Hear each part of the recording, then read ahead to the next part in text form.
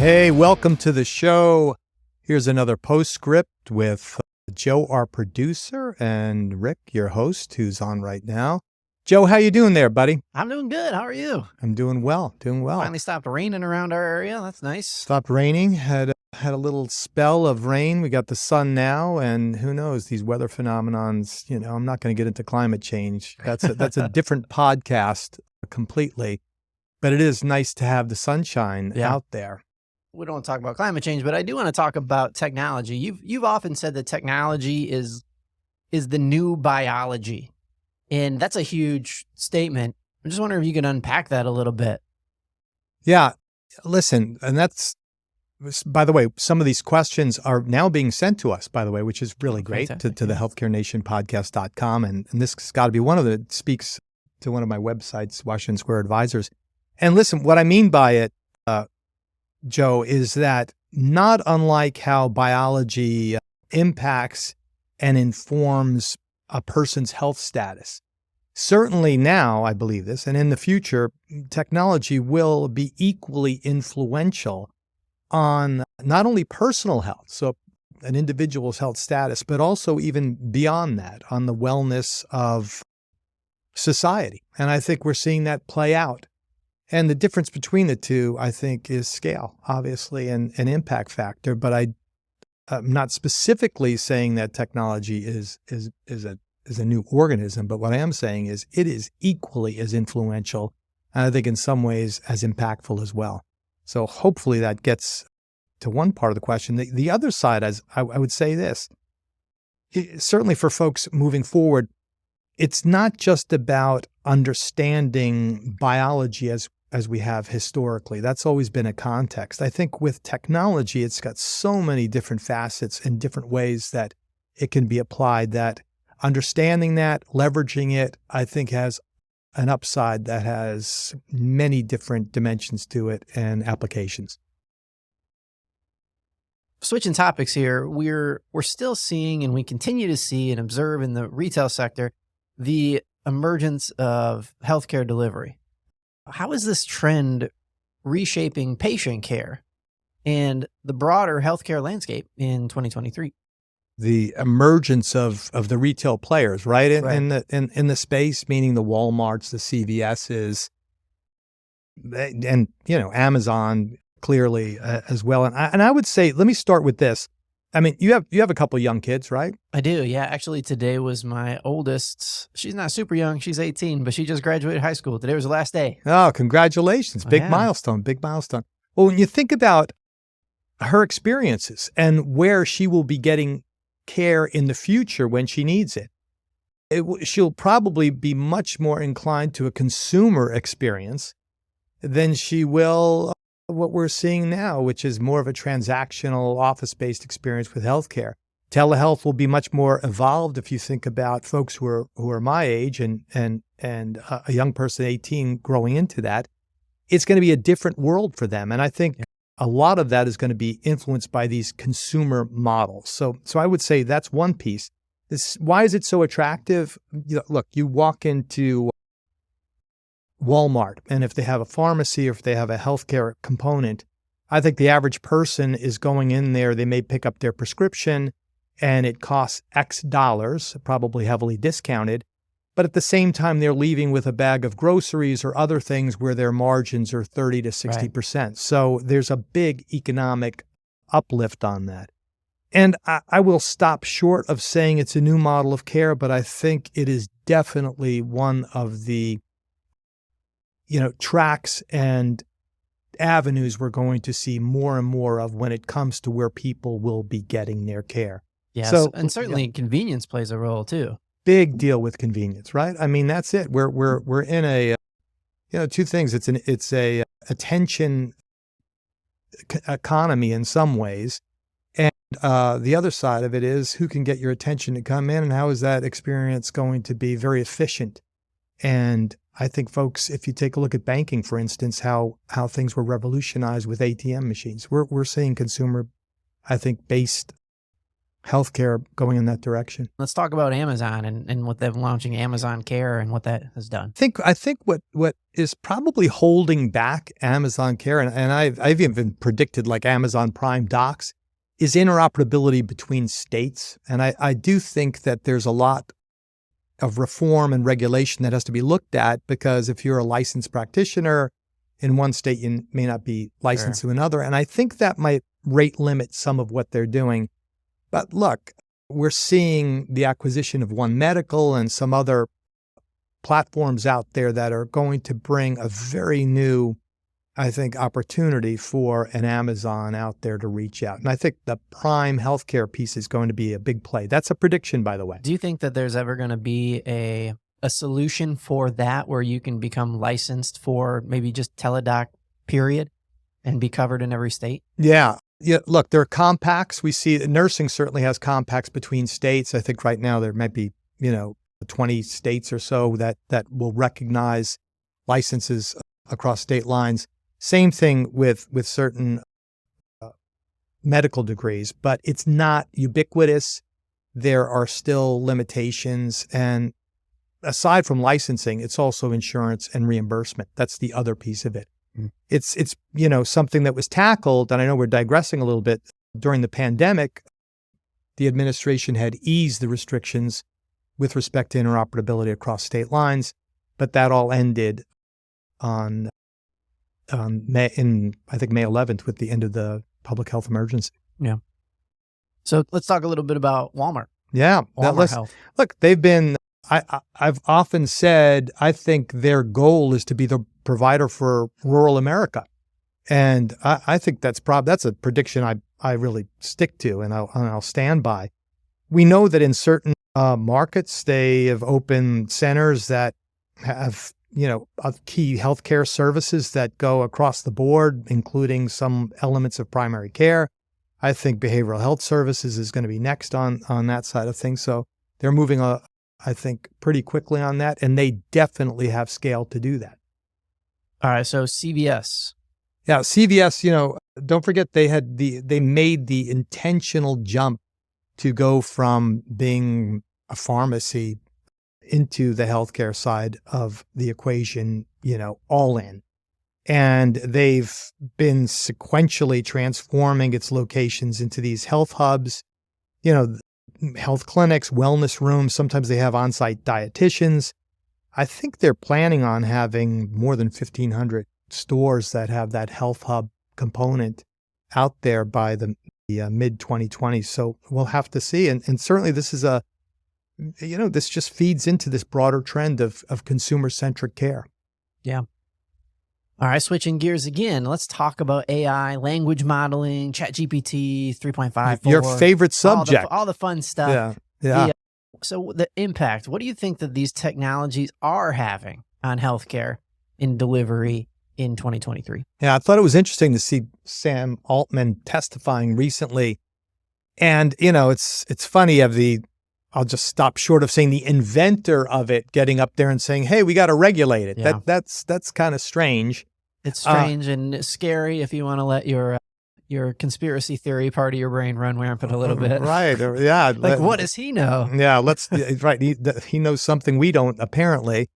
But I also think, look, at the end of the day, and I'll go in reverse order, one thing you don't want is a monopoly in this space. You don't want a few players, I'll characterize it as that, particularly in healthcare, dominating what we're going to be using, developing the models that mitigate bias, et cetera, in any kind of language modeling system.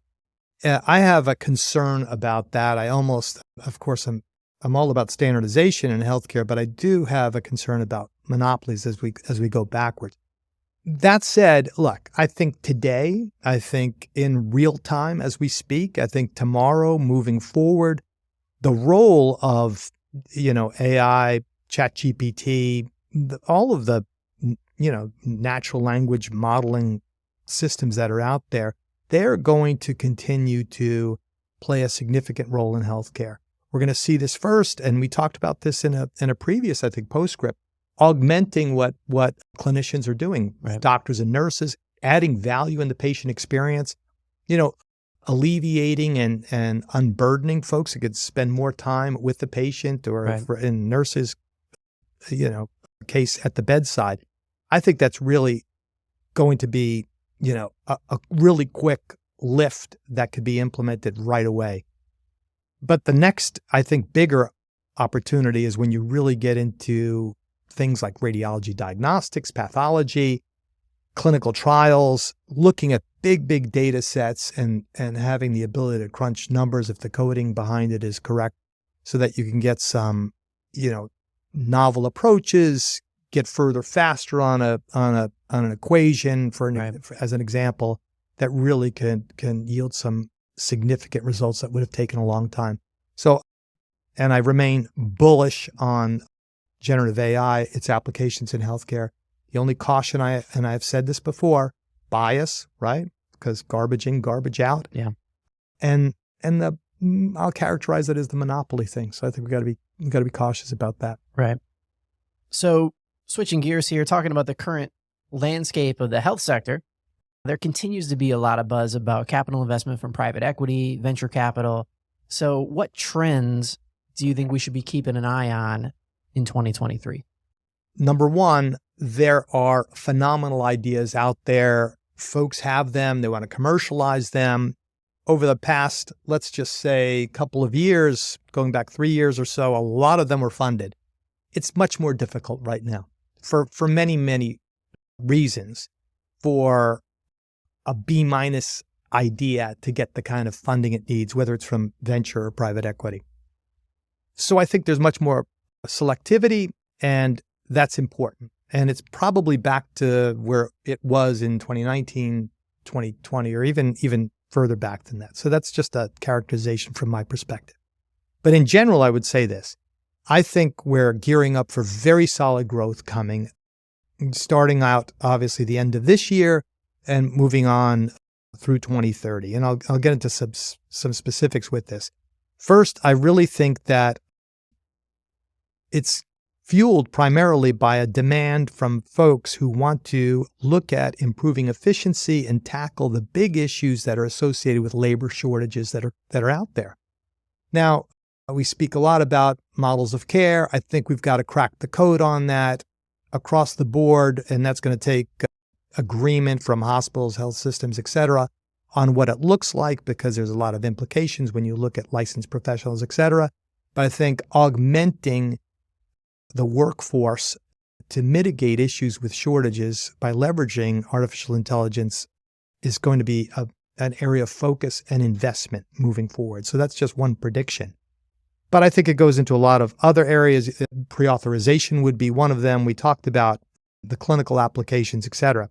The second area, I think, is just that there's such speed and velocity with the acceleration of different software and platforms that will support so many aspects of healthcare that's an area also that we're going to see a lot of, I think, exciting investment opportunities. At the end of the day, do you think that advancement is what's making private investors and people so excited? Is like, oh, have we applied this new shiny thing yet to this existing problem? Yeah, I think that's part of it. I would say this also, it's also who's investing, right, in it. I think the attraction right now for private equity really goes into those folks who have ideas that are going to impact efficiency, the patient experience, the model of care, much more tactical, if I could characterize it that way. Yeah.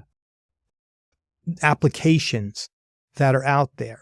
On the flip side of that, I think that leveraging, and we talk about this many times, as I said, generative AI into so many of those other areas, including things like protein folding and basic sciences and clinical trials, that's the other side of the equation. Mm-hmm. So I think that there's enough ideas out there. And again, I think that it's going to be a very good,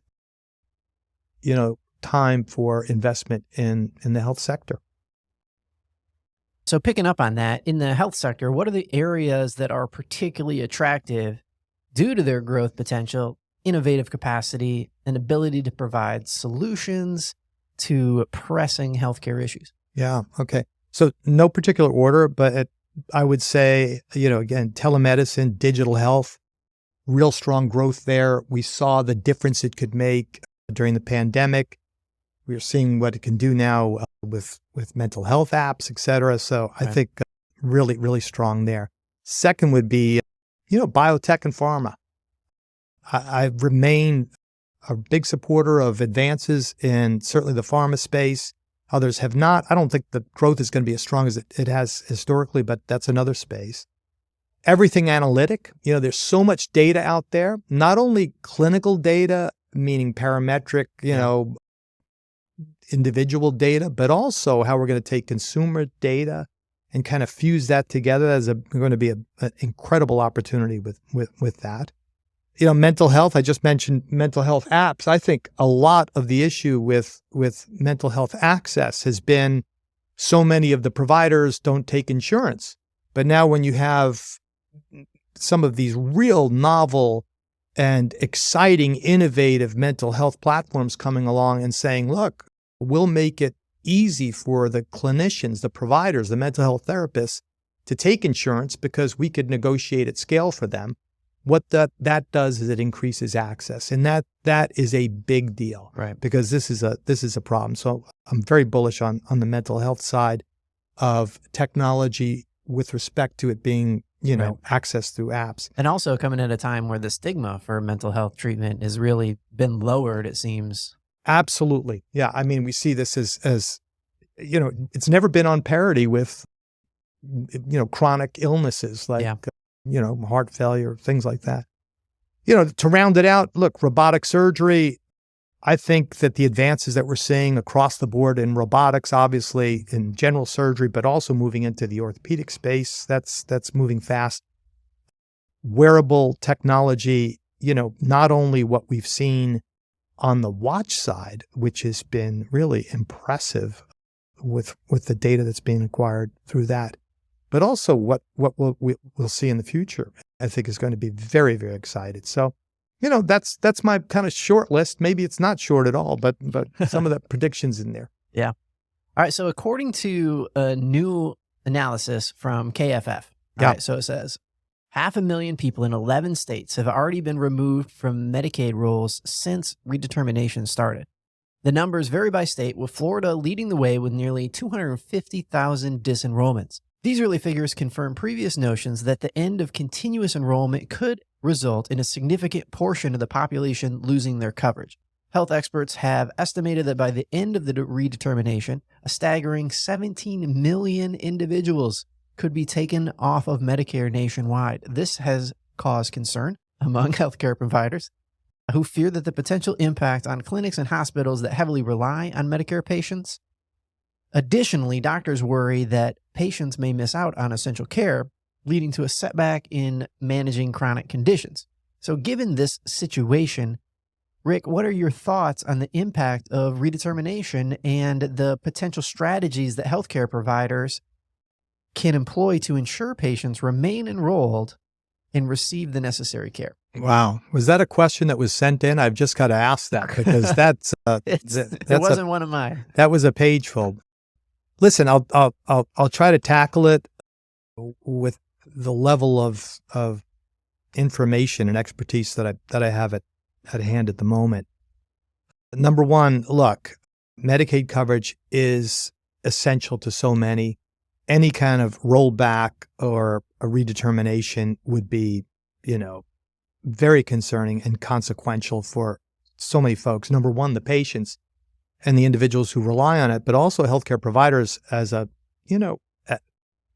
as part of how they also get their reimbursement and fund their practice or even the economics across the board of healthcare delivery and the role Medicaid plays. So that's one.